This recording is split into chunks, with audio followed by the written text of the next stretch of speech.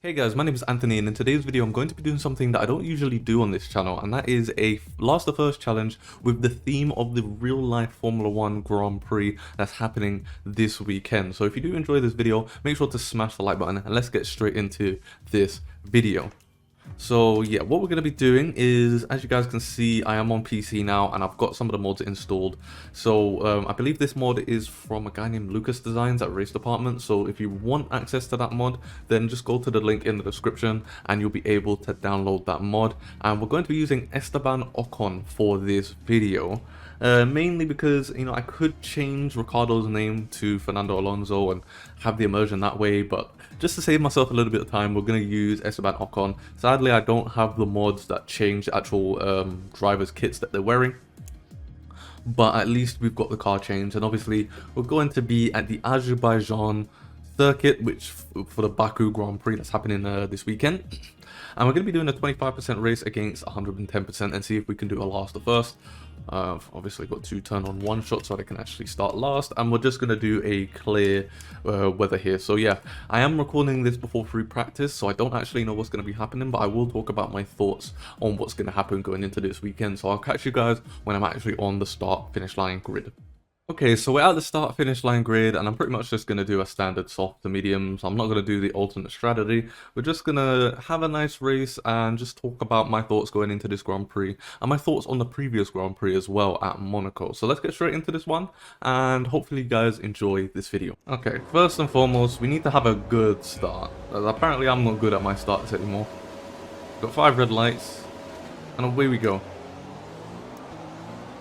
Yeah, as you guys can see, my starts are apparently terrible. Try and sneak it on the inside there of who is that? I think that was Magnussen or something. Try and make up a few more positions. Who is this? Kvyat. Use all the curve. Managed to get past, I think. Yep, managed to get past. So we're in P13 now. We just need to work on making up as much positions on this first lap as we possibly can, as we're on the soft tires like everybody else, so we're not at a disadvantage obviously or anything like that, so hopefully we can take a big advantage of these soft tires. But yeah, moving on to the actual real life Formula 1.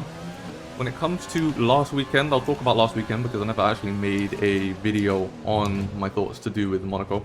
I did think it was a boring race. Obviously Monaco is an iconic track, but with the way that the Formula 1 cars are this, you know, with this wide angle, wide frame I should say, and you know, obviously it's very hard to follow the cars due to the way that the aerodynamics are set up.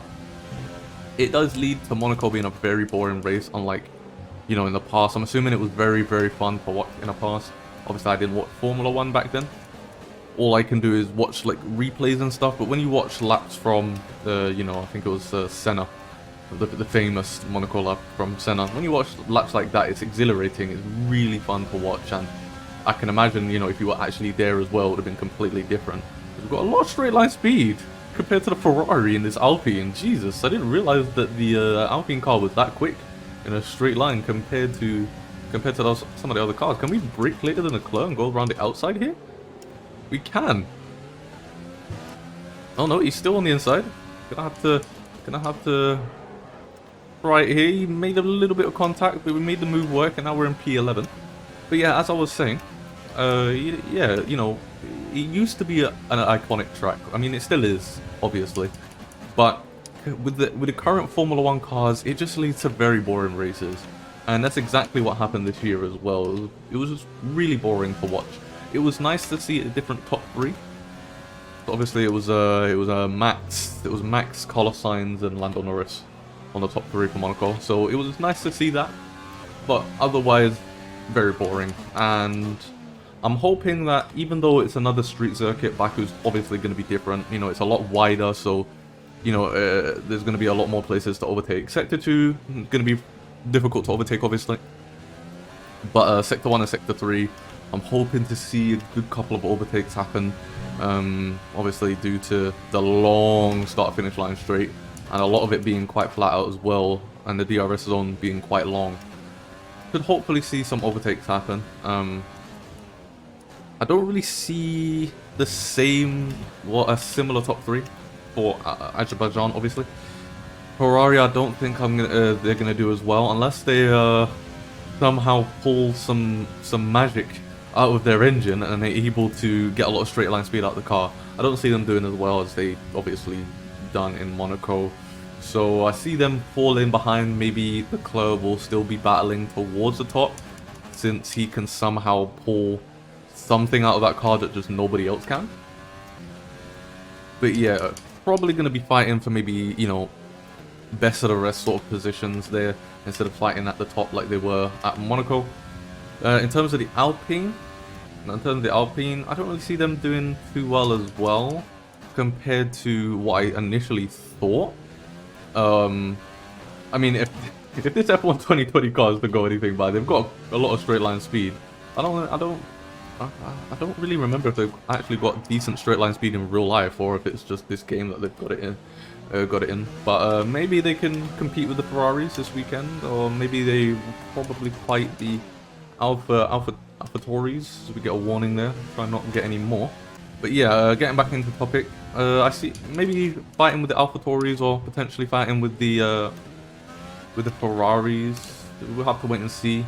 Aston Martin, another team that just not doing as well as they initially thought they were going to do this season as well. So, you know, you never know. It's going to be, I think we'll see a good few midfield battles. The front three, it's just going to be the same, I feel. Mercedes and Max Verstappen. Perez, I'm hoping to see more things from Perez. He's shown glimpses that he can definitely do better in that second Red Bull seat than Gasly or even Alex Albon could. But, you know, we've still not seen amazing stuff from Perez so far. So it'll be really, really nice to see Perez actually, you know, help Max fight the Mercedes. If not, then I don't know, maybe Christian will start to have some sort of doubts in his head. I don't know. I mean, they said that they weren't having doubts about Alex Albon until they, well, got rid of Alex Albon. So I don't know. We'll have to wait and see in that regards. But yeah, I definitely think that Perez needs to have a good couple of races under his belt in order to really start changing people's minds, because people already start to think that, you know, the same thing is going to happen to Perez that happened to Albon and Gasly previously as well. So, I mean, I personally don't think so. I think Perez is a very good driver, very consistent driver. So, I definitely think he's the right man for the seat. But it just depends on what he's able to do this season. Really, they really need Perez's help to help Max, so that, you know, they can really push Mercedes to take more risks, because that's the thing that makes some of the races quite boring, especially towards the front. Because Mercedes have both of their drivers up there basically fighting Max on his own, they're able to just casually, you know, win, because they can have Bottas, for example, or maybe even Lewis, depending on who the second driver is at the moment. They can have them go in for softs at the end of the race to, you know, go for fastest lap, as you've seen many times this season already. And then they can have the other driver just continue on and win by like 30 seconds. And that's not really fun for us to watch. Obviously, it's great for them, but it's not really fun for us to watch. So yeah, if Perez is up there, he can definitely help, you know, spice things up towards the front of the pack there. In terms of the McLarens, I'm actually again, I said this during Monaco, I'm surprised. I thought that Daniel Ricciardo would actually do better in the McLaren quicker. So I didn't think he'd struggle this much with the car. And, you know, if you look at some of the results that he's had compared to Lando Norris, obviously Lando's had more time in the car, so it's a given that he's going to be more comfortable. But I just didn't expect him to struggle this much, as we're actually going to dive it in. Oh no. Oh no, that's going to lose us a lot of time. That's lost us a lot of time there. I didn't actually see my teammate go into the pit. But yeah, speaking of Daniel Ricciardo, yeah, I just didn't expect him to struggle as much. I thought he was going to hop into the McLaren, and yeah, it might take him 1 or 2 races to get used to the car, but I thought that he would be pulling some decent results in pretty much right away, because he is a fairly decent driver, obviously. I've seen some of the stuff that he was able to do at Red Bull. And yeah, he's definitely got the skills to be a great driver, but it's just, I don't know, he's just not really been able to maybe connect with the car. But surely he'll be able to pick it up as the season goes on. So hopefully he has a good race. Lando, I expect to have a good race because he's been performing very, very well this season. I'm really happy with what Lando's doing. I believe he's had 2 podiums this season already, right? Am I wrong? Pretty sure he's had 2 already. Maybe I'm wrong, or maybe I'm thinking of another race and combining it with this season. But I'm pretty sure that he's had 2 podiums already. So that's crazy for someone like Lando, who this is what, his 3rd season, I believe. I'm all over the place, as you can see. But yeah, I'm really happy with how Lando is been performing. All right, going to the pits now. Hopefully we can have a good stop, not get held by anybody. Okay, well, nobody behind, so we shouldn't get held. Need a good stop from the boys. 2.5. That's actually quicker than online. So I'm happy with that. So yeah, as we're following Lando Norris now, what sort of positions do I think people are going to finish in? Well, as I said, the top 3 are pretty much going to be the usual, I think. It just depends on where they finish in the top 3. I do think that Lewis will still win this race.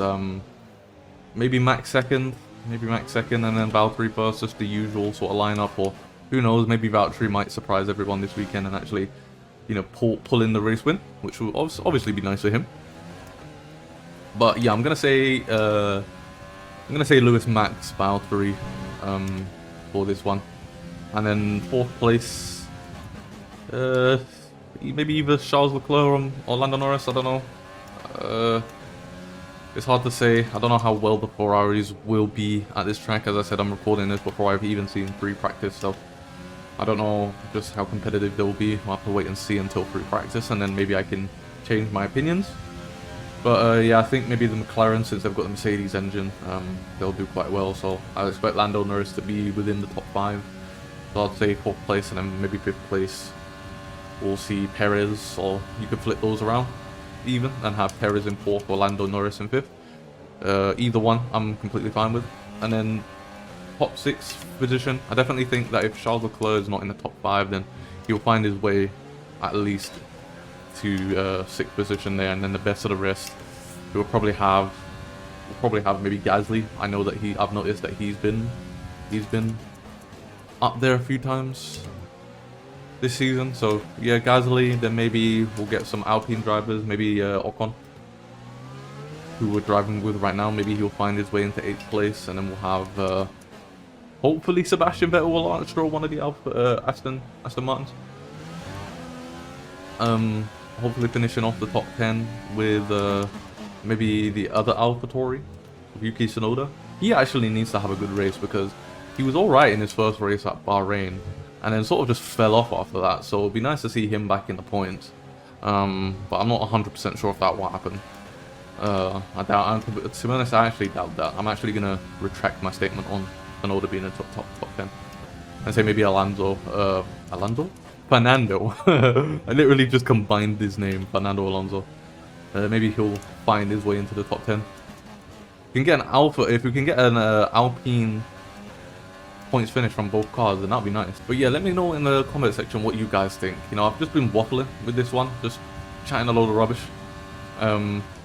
Obviously, you guys probably watched free practice by now. Potentially even watch qualifying, depending on if you watch this on Saturday, if you're seeing this on Saturday, or if you're seeing this on Friday. So obviously you guys will know a lot more than I do currently watching the video. But yeah, just let me know what you guys think is going to happen this weekend in the comment section down below, and obviously make sure to hit the like button and subscribe if you're new to the channel. I definitely want to do some of these more, especially once a new game drops, which will be dropping in about a month and a half's time now. So obviously I won't need to use mods once this game actually drops, so that'll be quite nice. But other than that, yeah, it'll be nice to do some more videos like this, just talking about my thoughts going into a Grand Prix, as we do a little bit of a race at the track that the Grand Prix is being held at. If the track isn't actually in the game that they're racing at, then maybe we could do something on another game like Assetto Corsa, see if I can actually get some footage from another game and have that in the background as we talk. But for now, we just gotta make do with what we have. Also, let me know what you guys think of the F1 2021 game. Obviously, some of the content creators are allowed to make some videos on it. So obviously, we've seen quite a few stuff here. I've only watched one video so far from Tom97. And that was the world record video that he did. So I've only really seen that. So other than that, I've not really seen too much of the game. But let me know what you guys think based on what you've seen. Are you excited for it? Are you not excited for it? Personally, I'm just excited for a new game. I'm not necessarily excited for F1 2021. I'm just excited for the fact that, you know, we're getting a new game to play.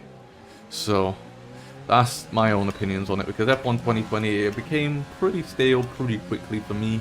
And I think that's mainly because I wasn't on PC for most of this game, so I wasn't really able to make the content that I wanted to make, like this for example, where I can just use mods and create a different type of video to what I'm used to, because on Xbox, obviously you guys know, you can't really do mods, so you're just stuck with the base content, which can get very boring after a while. And you can see that I've not really been using that curb on this game, and that's because honestly I hate it. One of the worst curbs in the game, because you have to cut so much of it to make up a lot of time, but at the same time, oh, Lando, what's happened to Lando? Looks like he's going to be retiring, so we're managing to get at least a point out of this. There you go, Lando Norris out of this Grand Prix, so we are going to get a point at least. But yeah, this just shows how powerful the DRS actually is on this game. Because these guys are on the hard tires, and I'm on the mediums, and I'm just not able to pass them because we're just stuck in this train. Or I have been stuck in this train this whole time. So yeah, we've got Sainz, Albon, and Gasly up ahead, all on the hard tires, I think, as well. Which is just rubbing salt into the wounds. Actually, no, I think Gasly is on the mediums. But yeah, going back into the actual F1 2021 game, what do you guys think about some of the features? I definitely think this floor damage is going to be quite interesting. Definitely in league racing, it's going to be interesting to see how this affects league racing. I definitely think that it's a cool idea. But as soon as you get damage in the league race, floor damage, you're going to be very angry, because there's no way to actually replace the floor. Unlike, you know, the front wing, you can replace the front wing, but you can't replace the floor or the rear wing or anything like that. So once you get damage there, it's pretty much a wrap for you, especially if everyone else doesn't have damage.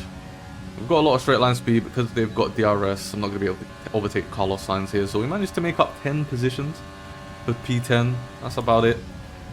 Hope you guys did enjoy this race, actually. It was nice to just sit down, have a little race, and actually just waffle on about my thoughts that I've been having here. So yeah, as you can see, we didn't make up too many positions in this one. We only ended up making up 10 positions. We got stuck in a DRS train behind a good couple of people, so that did slow us down quite considerably, but I did enjoy just being able to drive and waffle on to you guys about what I thought happened in the previous Grand Prix, what I think is going to happen this weekend, and obviously talking about the F1 2021 game. So if you did enjoy listening to me waffle and you do want to see more of these type of videos heading into the future, make sure to let me know by smashing the like button and also hitting that subscribe button, because a lot of you guys who watch my videos aren't actually subscribed. I believe it's over 70% of you guys who watch my videos aren't actually subscribed to the channel. So smash that subscribe button and also hit the post notification bell so that you are notified whenever it is that I do upload, and I'll see you guys in my next